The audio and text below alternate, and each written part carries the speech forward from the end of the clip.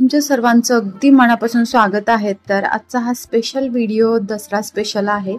तर इथं पाहू शकताय की आम्ही पूर्ण घर स्वच्छ करून घेतलेलं आहे आणि सर्व गाड्या वगैरे धुतलेल्या आहेत। आता थोड्याच वेळात आम्ही पूजा वगैरे करणार आहे आणि दसऱ्याच्या वेळेस आपल्या महाराष्ट्रामध्ये पद्धतच आहे की सगळं काही घर पूर्ण स्वच्छ करतात। तर तसं आम्ही इथं केरलामध्ये सुद्धा केलेलं आहे आणि सायकल वगैरे सगळं काही धुवून घेतलेलं आहे। तर आता आधीचे पप्पा गेलेत हार वगैरे आणायला, थोड्याच वेळाने पूजा सुरू करणार आहे। तर बाहेरचा व्ह्यू तुम्ही पाहू शकताय, जे गार्डन आहे ते पण तुम्हाला दाखवते। छोटंसं किचन गार्डन आहे। तुम्ही जर पहिल्यांदाच हा व्हिडिओ बघत असाल, चॅनलवरती नवीन असाल तर चॅनलला नक्की सबस्क्राईब करा। ह्या चॅनलवरती तुम्हाला केरलाचे टूरचे इन्फॉर्मेटिव्ह व्हिडिओज बघायला भेटतील। बघा, हे मिऱ्याचं झाड आहे। तर याला भरपूर मिरं लागलेली आहेत आणि वाळल्यानंतर त्याचा आम्ही यूज करतो, म्हणजे ओलं असतात त्यावेळेस पण आपण वापरू शकतो। ओल्या मिरांपासून पण छान टेस्ट येते, म्हणजे केरलाच्या बऱ्याचशा रेसिपी आहेत त्याच्यामध्ये आम्ही ओल्या मिऱ्याचा वापर करतो। तर पूर्वी इथं कसं होतं की पूर्ण गार्डन आम्ही सेटअप करून घेतलेलं होतं, म्हणजे इथे सगळीकडे ग्रास होतं। बट काय होत होतं की साप भरपूर निघायचे, म्हणजे यायचे साप बाहेरून आणि त्या गवतामध्ये बसायचे, त्यामुळे भीती वाटत होती। त्यामुळे आम्ही ग्रास काढून टाकला। आम्ही म्हणजे मी स्वतः माझ्या हाताने सगळं ग्रास एवढं सेटअप केलेलं व्यवस्थित काढून टाकलं, कारण केरलामध्ये पावसाचं पण प्रमाण खूप आहे, हिरवळ पण भरपूर आहे आणि सापाचं पण प्रमाण खूप आहे आणि इकडचं साप खूप मोठं मोठं असतं, त्यामुळे बघितल्यानंतर भीती वाटते। तर इथे पाहू शकता तुम्ही, दुसरं एक मिऱ्याचं झाड आहे, पण हे झाड आहे ते बेल आहे ऍक्च्युली, म्हणजे झाडावर आपण त्याला जडवू शकतो। ह्याला सुद्धा भरगच्च मिरं लागलेलं आहे, तर भरपूर मिरं निघतात अशी। म्हणजे पहिला आपण मिऱ्याचं झाड बघितलं ते बुश प्लांट होतं आणि हे झाडावर चढणारं आहे, म्हणजे दोन प्रकारची मिऱ्याची झाडं असतात आणि ह्याला सुद्धा तुम्ही बघू शकताय भरपूर मिरं लागलेलं आहेत। आणि असं सगळ्यांच्याच घरी भरपूर आयुर्वेदिक प्लांट्स वगैरे इकडे केरलामध्ये लावतात, आम्ही पण भरपूर लावलेली आहेत। नंतर तुम्हाला व्यवस्थित माहिती सुद्धा सांगते। आणि घराच्या वरती सुद्धा आम्ही भरपूर प्लांट्स लावलेली आहेत। इथं फक्त बाहेरचा व्ह्यू तुम्हाला दाखवते। आत्ता जस्ट पाणी वगैरे मारून घेतलेलं आहे आणि हे बघा केळीचं झाड आहे। केरलामध्ये स्पेशली नारळाचं झाड, केळीचं झाड घरासमोर सर्वांच्याच दिसेल। आणि इथं पाहू शकता हे आंब्याचं झाड आहे। आंब्याचं झाड खूप मोठं आलं होतं, 12ही महिने या झाडाला आंबे असतात, पण घराच्या वरतीपर्यंत गेलेलं सगळीकडे पसरलेलं म्हणून ते आम्ही कट करून टाकले। आणि हे आमच्या कॅस्परचं घर, आणि आता कॅस्पर नाही बट चिकूचं झाड आहे हे, आणि त्याच्या पुढं रामफळाचं झाड आहे आणि ते पण मी गावाकडून घेऊन आले, म्हणजे महाराष्ट्रामधून मी आणले। आणि पपईचं झाड असं पाठीमागं आम्ही लावलेलं आहे। तर दसऱ्यानिमित्त तुम्हाला इथली झाडं पण बघायला भेटली। तर हे बघा, केरलाची घरं खूप सुंदर असतात। तुम्ही केरलामध्ये एंट्री केली की तुम्हाला समजून जाईल की केरलाची घरं किती छान आहेत, म्हणजे त्याचं स्ट्रक्चर बघा, प्रत्येक घराचं स्ट्रक्चर वेगवेगळं आहे आणि मस्त घरं असतात। तर हे बघा, हे पुढचं आणि पाठीमागचं पण घर बघा, आमच्या घराच्या पाठीमागचं, तर तेही खूप सुंदर आहे।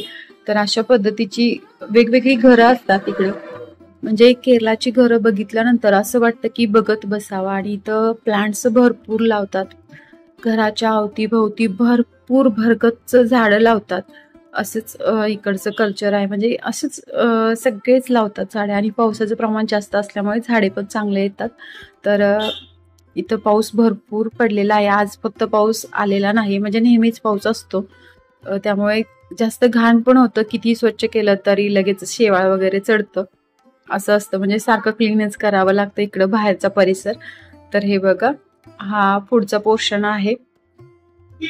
तर हे प्लांट्स बघत बघत आपण दसऱ्याविषयीची माहिती सुद्धा घेणार आहोत। तर मी थोडक्यात तुम्हाला दसऱ्याविषयीची माहिती सुद्धा सांगते। तर त्याच्यापूर्वी हे झाड बघा, हे झाड खूप शुभ मानलं जातं, म्हणून आम्ही घराच्या पुढेच लावलेले आहे। आणि इथं जी झाडं लावलेली आहेत ती घरासाठी चांगली असणारी बरीचशी झाडं आम्ही वास्तुशास्त्रामध्ये बघून सुद्धा इथं लावलेली आहेत। लिंबाचं झाड खरं तर घराच्या समोर असलेलं चांगलं असतं, म्हणून मी विकत लिंबाचं झाड आणून लावले। महाराष्ट्रामध्ये असं पाहिलं तर कुठेही लिंबाचं झाड भेटून जातं, बट इकडे केरलामध्ये तसं भेटत नाही, त्यामुळे मी नर्सरीमधून विकत आणून लावलेलं आहे। महाराष्ट्रामध्ये दसरा विजयदशमी साजरी केली जाते, कारण या दिवशी अधर्मावर धर्माचा विजय मिळतो जसं की भगवान रामाने रावणाचा वध केला आणि देवी दुर्गाने महिषासुराचा वध केला होता. या दिवशी वाईटावर चांगल्याचा विजय, वाईट प्रवृत्तीचा नाश आणि नाती जपण्याचा संदेश दिला जातो. म्हणजेच की भगवान श्रीरामाने रावणाचा वध करून अधर्मावर धर्माचा विजय मिळवला आणि सीतेला सुखरूप परत आणले. ही अश्विन शुद्ध दशमीची घटना साजरी केली जाते. देवी दुर्गाने महिषासूर राक्षसाचा वध करून धर्माचे रक्षण केले. हा दिवस विजयदशमी म्हणून साजरा केला जातो आणि दसरा हा सण वाईटावर चांगल्याच्या विजयाचे प्रतीक आहे. म्हणूनच लोक वाईट प्रवृत्तीचा नाश करण्यासाठी रावणाच्या पुतळ्याचे दहन करतात. सर्व प्लांट्स बघितलेली आहेत. आता जस्ट घरामध्ये एंट्री करते तर आतीला प्रोजेक्ट तयार करायचा होता, त्यामुळे तो फोन घेऊन बसलाय.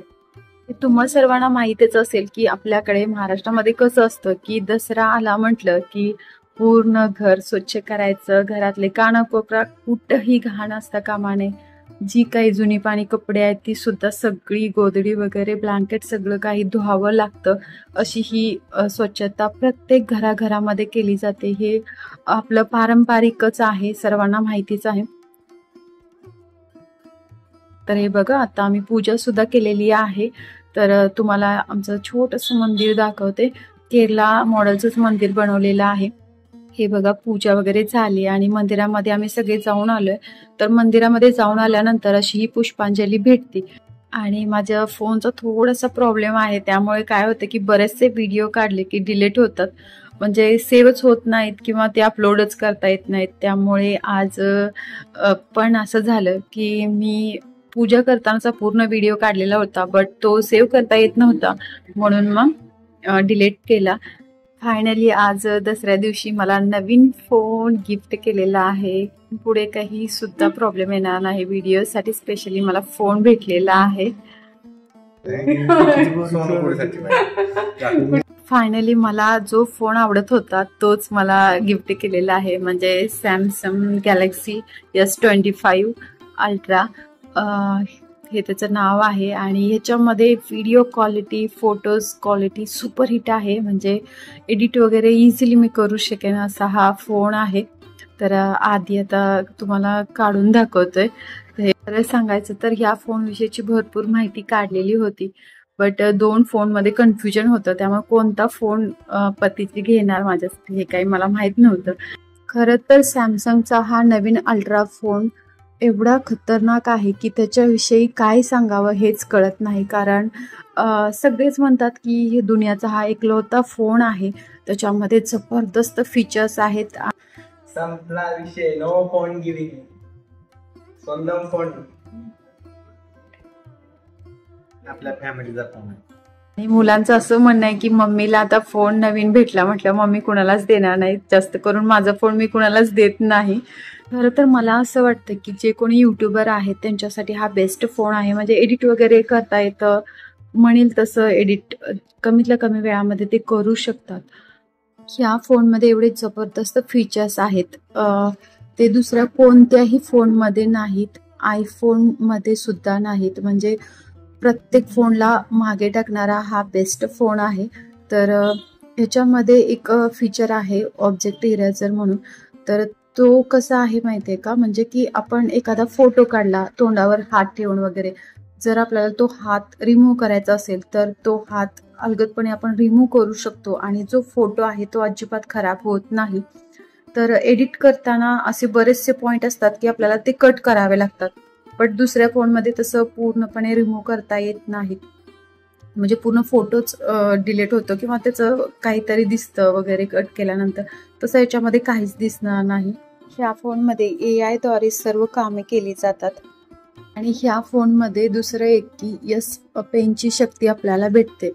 त्या पेनचा वापर करून तुम्ही काहीही ड्रॉ केलं तर तुमच्या पुढे तसंच ड्रॉ केलेलं चित्र बनतं. म्हणजे की तुम्ही सिम्पलचं आईस्क्रीम कसं तरी ड्रॉ केलं तर प्रॉपर आईस्क्रीमचा फोटो AI तुम्हाला ते करून देतो. म्हणजे AIचं खूप महत्त्व आहे ह्या फोनमध्ये. AIद्वारे भरपूर असं आपण काही करू शकतो. कोणतीही माहिती पाहिजे असेल तरी लगेचच भेटू शकते. पण कुणाला मेसेज जरी पाठवायचा असेल तरी आपण एखादी माहिती आपल्या एखाद्या फ्रेंड्सला वगैरे पाठवायची असेल किंवा मुलीला पाठवायची असेल तर आपण माहिती पाठवा असं सांगितलं तरी सुद्धा ह्या फोनमधून त्या व्हॉट्सअप नंबरवरती मेसेज जाऊ शकतो. ह्या फोनविषयी जेवढी माहिती ऐकली होती त्याच्यापेक्षा जास्त मस्त वाटलं ज्यावेळेस हा फोन हातामध्ये आला आणि मस्त वाटत होतं, गजब वाटत होतं. आता फक्त व्हिडिओ काढायचे आणि अपलोड करायचे एवढंच काम आहे. स्पेशली मला व्हिडिओसाठी हा फोन भेटलेला आहे. आणि या फोनमध्ये 200 MP मुख्य कॅमेरा आणि 50 MP अल्ट्रा वाईड कॅमेरा आहे. त्यामुळे आपण उत्तम दर्जाचे फोटोज काढू शकतो आणि व्हिडिओसुद्धा काढू शकतो. हा फोन आपल्याला 12 GB रॅम आणि 1 TB स्टोरेजमध्ये भेटतो. त्यामुळे स्टोरेजचा काही प्रॉब्लेम होणारच नाही. शेवटपर्यंत व्हिडिओ बघितल्याबद्दल मनापासून धन्यवाद. तर तुम्हाला हा व्हिडिओ आवडला असेल तर जास्तीत जास्त शेअर करा. Thank you for watching.